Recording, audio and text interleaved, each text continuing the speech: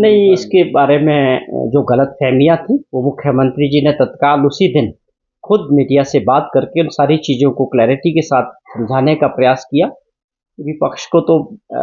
एक मजबूरी है कि वो एक एक एक झूठा प्रचार करके लगातार हिमाचल प्रदेश में एक माहौल बनाने का जो प्रयास कर रहे हैं, उसमें फेल भी हो रहे हैं। आप समझे, बाई इलेक्शंस हुए, जो परिस्थितियां बनी, उसके बाद प्रदेश के लोगों का दोबारा से जो आशीर्वाद हमारी सरकार को और माननीय मुख्यमंत्री जी को मिला, उस वक्त भी विपक्ष ने सारी इसी तरह के हथकंडे अपनाए। सरकार को और हिमाचल को बदनाम करने का जो प्रयास कर रहे हैं, किसी तरह की कोई पोस्टें खत्म नहीं की है। मुख्यमंत्री जी ने उस बात में साफ तौर पे कहा था कि कुछ ऐसे पुरानी पोस्टें चल रही है 20 वर्षों से, और अब आप समझें कि अगर स्टेनो टाइपिस्ट की पोस्टें हैं या माली की पोस्टें हैं, अब उसकी जगह ना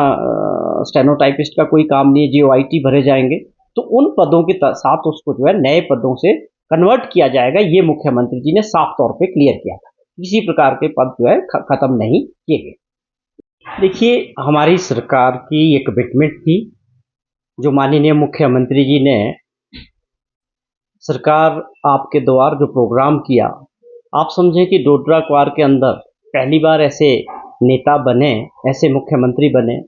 जो एक आप समझे ट्राइबल एरिया ही है डोडरा क्वार। वहाँ लोगों के बीच गए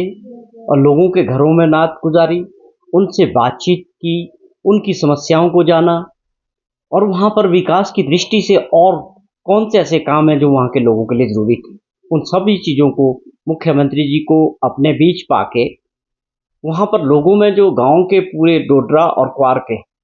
4-5 पंचायतों के लोगों में जो माहौल था, आप समझे वो मेले के जैसा था। जैसे मेला होता है, ये वो खुशी का एहसास था लोगों को, और लोगों ने जिस तरह से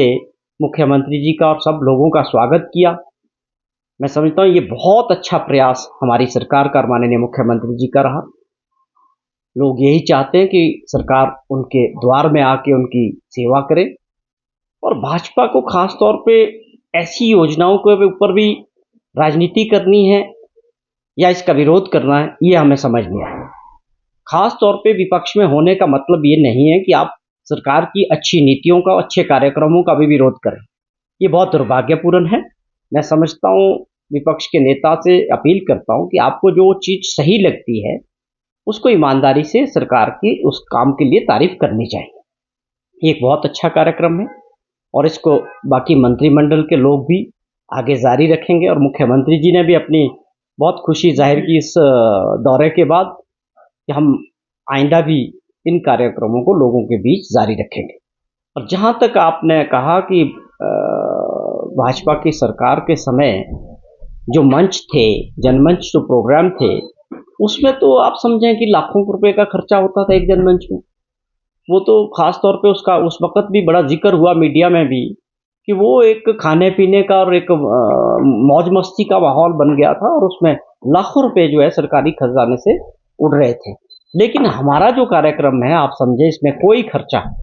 किसी तरह का बोझ सरकारी खजाने पे और लोगों का पैसा नहीं लुटाया गया। उल्टा मुख्यमंत्री जी ने किसी साधारण घर में, गांव में जाके लोगों के घरों में जाके जो है रात बिताई। तो मैं समझता हूँ इन कार्यक्रमों को सबको बड़ी पॉजिटिविटी के साथ लेना चाहिए कि इसका आने वाले समय में जो है गांव में जो 70% लोग रहते हैं, उनकी जो समस्याएं हैं वो सीधे तौर पे सरकार के साथ और माननीय मुख्यमंत्री जी के साथ जुड़ते हैं, और उनका निवारण भी होगा स्वाभाविक तौर पे। ये हमारी प्राथमिकता भी है कि हम जो है गाँव को मजबूत करना चाहते हैं, और जो हमारी सोच थी दूसरे बजट में कि गाँव की अर्थव्यवस्था को मजबूत करना, मैं समझता हूँ उस दिशा में ये मुख्यमंत्री जी का बहुत बड़ा फैसला है।